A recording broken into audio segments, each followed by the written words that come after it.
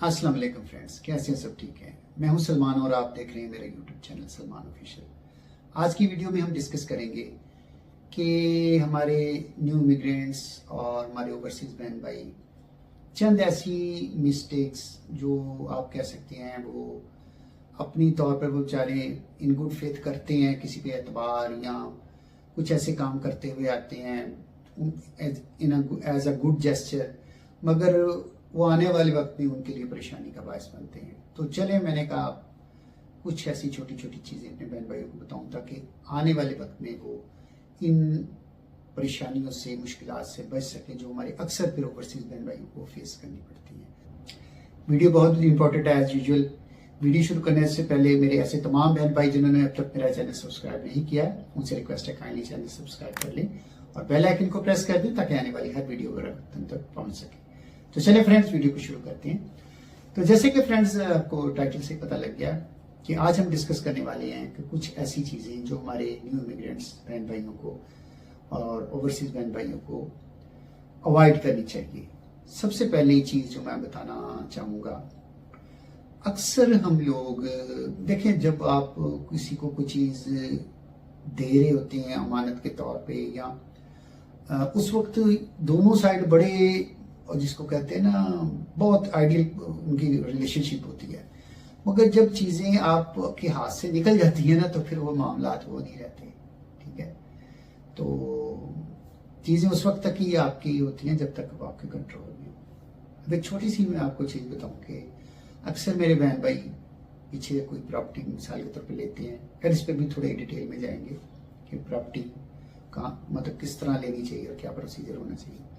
तो वो जो प्रॉपर्टी लेते हैं या उनकी जो प्रॉपर्टी ऑलरेडी एग्जिस्ट कर रही होती है, तो आते हुए यार कहते हैं कि मैं कहाँ वहाँ से, अब फॉर एग्जांपल अगर उनका किसी डिपार्टमेंट से कोई इशू चल रहा है या कोई वैसे किराए पे चढ़ाना है, जो 100 मामला आता है, वो आते हुए कहते हैं कि अच्छा यार मैं वहाँ से कहाँ आता रहूँगा हर 2, 4 या 6 महीने बाद, स्पेशली अगर कोई बंदा यहाँ जॉब कर रहा है या कोई बिजनेस उसका इस टाइप का है, उसका निकलना मुश्किल है। वो कहता है यार मैं कहाँ दोबारा छुट्टी लेके आऊँगा या टाइम निकाल के आऊँगा, तो ऐसा करो कि, और अच्छा मजे की बात ये होता आपके बहुत नियर एंड डियर के साथ ही है। आप अपने किसी बड़े नियर डियर को, बड़े किसी अजीज को जिसपे आपको बड़ा इत्मीनान होता है, आप कहते हैं अच्छा यार ये ना, इसका क्या तरीका कार, वो कहता है आप ऐसा करें, मुझे ना मुख्तार-ए-आम दे दें तो मैं आपकी जगह जाके सारे मामला आपके भी आप पे मैं पेश हो जाया करूँगा। किसी कोर्ट में जाना है या किसी डिपार्टमेंट में जाना, कोई एप्लीकेशन देनी है, ये वो मसला ही कोई नहीं। और बाकी जब आप वो दे देते हैं तो फिर मसला कोई नहीं रहता, आपके ऐसी चीज़ें निकल जाती हैं। मुख्तार-ए-आम और मुख्तार-ए-खास में फ़र्क ये होता है, आज मैं आपको बताऊँ। खैर ये कोई लीगल एडवाइस नहीं है, ये मैं एक चीज़ क्लियर कर दूँ, ये जनरल इन्फॉर्मेशन के लिए बता रहा हूँ। अच्छा, बैक टू द पॉइंट।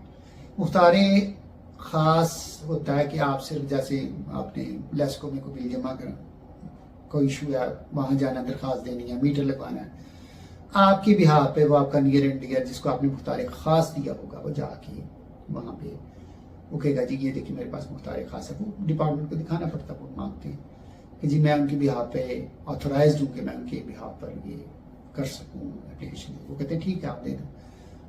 तो वो ऐसी छोटी छोटी चीज़ें, जैसे मैंने बताया कि किसी डिपार्टमेंट में कोई एप्लीकेशन देनी है, कनेक्शन लगवाना, कहीं आपका कोई प्रॉपर्टी का स्टे चल रहा है वहाँ पे पेश होना, तो वो मुख्तार-ए-खास के बिहार पे वो बंदा पेश हो सकता है। जब आप मुख्तार-ए-आम देते हैं ना, तो उसका मतलब होता है कि आप उस बंदे को ऑथराइज कर रहे हैं कि वो आपके बिहाफ पर आपकी प्रॉपर्टी सेल भी कर सकता है, उसका बयाना भी ले सकता है, एडवांस यानी वो कुछ भी कर सकता है। समझ लें आप साइड पे हो गए हैं, अब आपने ड्राइविंग सीट पे किसी और को बिठा दिया, अब वो गाड़ी जिधर मर्जी लेके जाए, आप पीछे बैठे हुए, और अब इतनी पीछे बैठे हुए, अब इतनी जल्दी आके उसकी सीट पे उससे स्टीयरिंग भी नहीं पकड़ सकते, उतनी देर उसने गाड़ी मारती नहीं है। तो आपको ये बताने का मकसद है स्टीयरिंग पे आपने ही बैठना है अगर आप चाहते हैं कि पीसफुली और पीस ऑफ माइंड से आपकी गाड़ी मंजिल पे पहुंचे। अगर आपने स्टीयरिंग पे किसी और को बिठा दिया, फिर उसकी मर्जी है गाड़ी किधर को लेके जाए। ठीक है, मैं ये नहीं कहता सारे ऐसे करते हैं, पर देखिए याद रखें, पैसा और ताकत, ये कोई कोई बंदा, इसको अल्लाह ताला ने कोई इतनी हिम्मत ताकत दी हो ना, वही बचाता है। और बाज़ का पैसा मिलने से वो पहले ऐसे ना भी हो, वो जैसे पैसा आता है वो कहता है यार मैं तो यार इंदे हालात च कर रहे हैं तो मैं ही क्यों ना रख ला, ये मैं ही क्यों ना कर लूँ। आप अपनी जगह किसी को जब ऑथराइज करते हो या अथॉरिटी देते हो या पावर और या पैसा देते हो ना, तो फिर चीज़ें आपके हाथ में नहीं रहती। ये भी एक कुदरती चीज़ है, आपके हाथ से डोर निकल जाती है। इसलिए जब भी कभी ऐसा कोई सिचुएशन हो, हमेशा पावर ऑफ अथॉरिटी जो देनी है ना, वो मुख्तार खास देना है, आम नहीं देना। एक ज़हन में ये रखनी, ठीक है। दूसरी चीज़, आपने मिसाल के तौर पे, जैसे हम यहाँ अमूमन लोग ऐसे होते हैं कि वो कहते हैं कि यार बड़ा फेयर चलते हैं, स्ट्रेट फॉरवर्ड बात करते हैं, अपफ्रंट बात करते हैं, किसी को काइंड गुड फेथ कर देते हैं, हेल्प कर सके तो कर देते हैं। आपने किसी भी मद में किसी को चेक नहीं दे के आना, क्रॉस चेक, ठीक है, या ओपन कोई भी चेक अपने नाम से अपने साइन से नहीं दे के आना।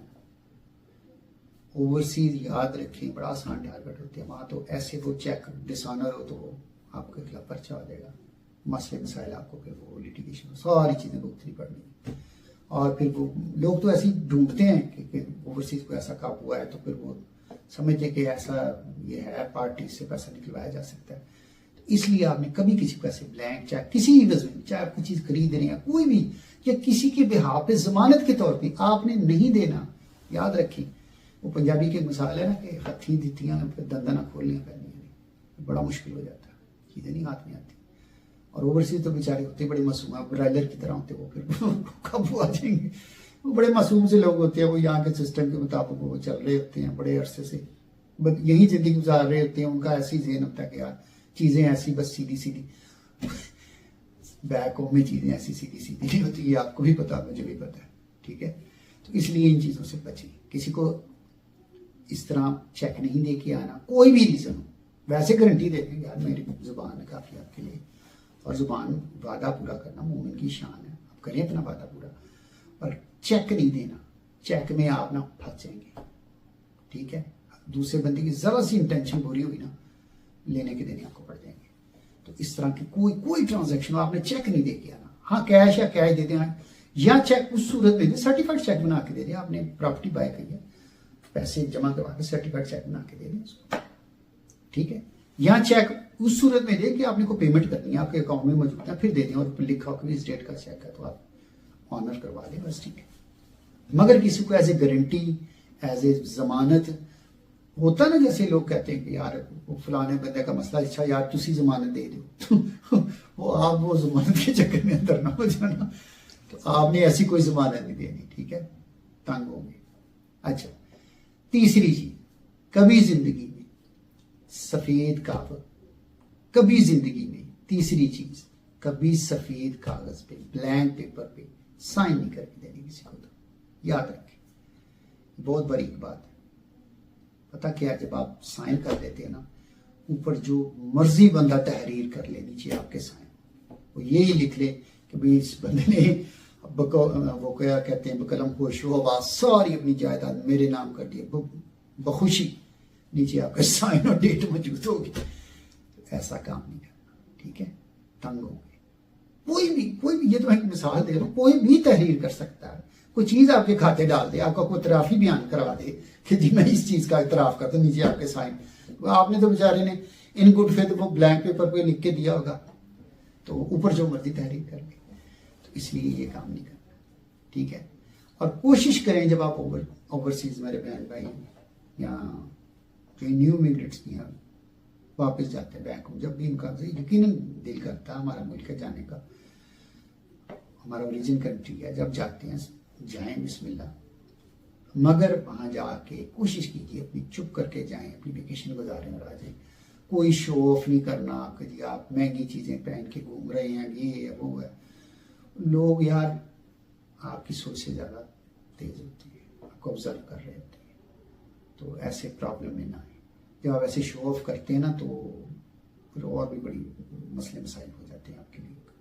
उन्हें पता लग जाता है कि पैसे वाली सामने इससे किसी भी ऐसे हुकन ग्रुप तरीके से पैसे निकलवाए जाते, कोई भी तरीका, मतलब आप कोई समझदार है, इन चीज़ों में नहीं करना, बट चुप करके जाए अपनी अच्छे तरीके से, जहाँ को खास रिश्तेदार है मिलना मिलाना करके चुप करके वेकेशन गुजार के वापस आना, ठीक है। ज़्यादा शो ऑफ नहीं करना, ज़्यादा किसी को ये नहीं बताना मैं ये हूँ वो हूँ, कोई बताने की जरूरत ही नहीं। जो आप हैं वो हैं, वो आपको भी पता, तो जरूरत ही नहीं है।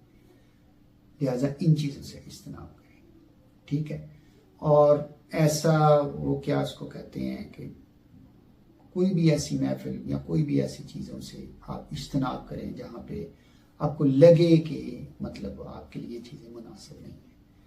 आप बहुत ज़्यादा वनरेबल होते हैं, उनको आप ईजी आप कह सकते हैं, वो बेचारे होते हैं, उनको आप क्योंकि वो यहाँ से आए होते हैं, यहाँ की उनके होते हैं तरीक़ाकार चीज़ों को हैंडल करने का, उनमें वो मैं मेजोरिटी की बात कर रहा हूँ, वो इतनी वो चीज़ नहीं होती, चालाकियाँ और वो तेज़ तरारियाँ वो चीज़ें नहीं होती। तो इसलिए आपने बचना है, अपनी सिंपल लाइफ आप सिंपल तरीके से गुजारें, इन चीज़ों से अवॉइड करें। प्रॉपर्टी खरीदनी है, कोशिश करें, आप अभी मैं आपको बताता जाऊँ कि कोई झगड़े वाली जगह ना लें जिसमें कोई एक से ज़्यादा हो बेचने वाले, वो जगह ना लें। और कोशिश करें, अगर अव्वल मैं तो कहता हूँ जहाँ पर रहें बेहतर तो यह है आप वहाँ इन्वेस्टमेंट करें, आपका पैसा आपकी आंखों के सामने हो, वही ज़्यादा बेहतर है। फिर भी अगर आप समझते कि नहीं बैक होम प्रॉपर्टी लेनी है, कुछ इन्वेस्टमेंट है, ठीक है आप करें, मगर कोशिश करें कि कोई झगड़े वाली चीज़ नहीं लेनी, कोई ऐसी मतलब जिसमें कोई ज़्यादा शराकतदार हो, को क्लेम ऑलरेडी को कर रहा हो कि जी मैं ये मेरी है, ये मेरे पास भी है, इसकी रजिस्ट्री या कोई भी transfer letter, even transfer letter पे भी मसले मसाइल वहाँ हो जाते हैं। तो 2-2 3-3 फिर वो एंड में क्या होता है, वो फैसला होते होते होते वो लंबे होते हैं फैसले उनके ज़मीनों के केस, और वो फिर एंड में पता लगता है जिसकी सबसे पुरानी है उसके बाद रजिस्ट्री या ट्रांसफर लेटर उन्होंने मिल गया, तो बाकी वो जितने थे वो सब फारिग हो।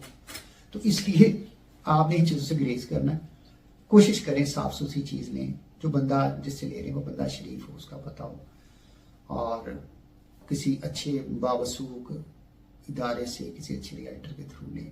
और उससे भी बेहतर मैं आपको एक एडवाइस करूंगा कि आप कोशिश करेंगे कोऑपरेटिव जो सोसाइटीज़ होती हैं वो ज़रा पीसफुल होती हैं, सेफ एंड साउंड होती हैं, वहाँ कब्जे शब्जे का भी इतना कोई इशू नहीं होता, तो उस वजह से आपको ज़रा पीस ऑफ माइंड होता है। उनका कोशिश करें जो अच्छी हैं, यानी IDA से अप्रूव्ड अगर आप लाहौर में ले रहे हैं या जिस भी आपको मुल्क है, जहाँ भी जो मुकामी आपका जो है एडमिनिस्ट्रेटिव इदारा उससे अप्रूव्ड है, जो मतलब तो ऐसी जगह पे लें ताकि आपको कल को कोई ये ना हो कि ये आपकी प्रॉपर्टी, क्योंकि अमूमन ओवरसीज़ की प्रॉपर्टीज़ पे इस तरह कब्जे शब्जे की भी अक्सर शिकायत सुनने में आती हैं, क्योंकि उन्हें पता होता है उस बेचारे कौन सा रोज़ आके यहाँ पे मतलब कोई अदालत में कोई कम पे केस करना है या तारीखों पे आना है या पेशियों पे आएगा, तो लोग फिर इजी टारगेट समझ के करते हैं फिर अन्यथा।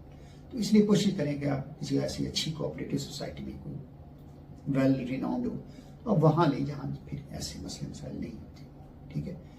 तो चलें, ये कुछ चीज़ें थी मैंने कि अपने बहन भाइयों को बताऊँ, ताकि ये कुछ ऐसे पॉइंट्स हैं जिनको अगर आप ज़िंदगी में जहन में रखेंगे तो इंशाल्लाह आपको मुश्किलात नहीं है, ठीक है। एहतियात फ़र्ज़ है, बाकी अल्लाह माफ़ करे। जब कहते हैं ना किसी को बुरा वक्त हो तो ऊँट पे बैठे कभी कुत्ता काट लेता है, तो वो तो फिर कुछ नहीं किया जा सकता, मगर यह है कि एहतियात तो आपका फ़र्ज़ है ना, आप अपनी तरफ से एहतियात करें, बाकी अल्लाह से दुआ करें अल्लाह ताला आपको हर परेशानी हर मुश्किलात से बचाए। तो चलिए फ्रेंड्स, ये थी आज की वीडियो अच्छी लगे तो प्लीज़ इसको लाइक और शेयर कीजिएगा, दुआ में याद रखिएगा, अपना बहुत सा ख्याल रखिएगा।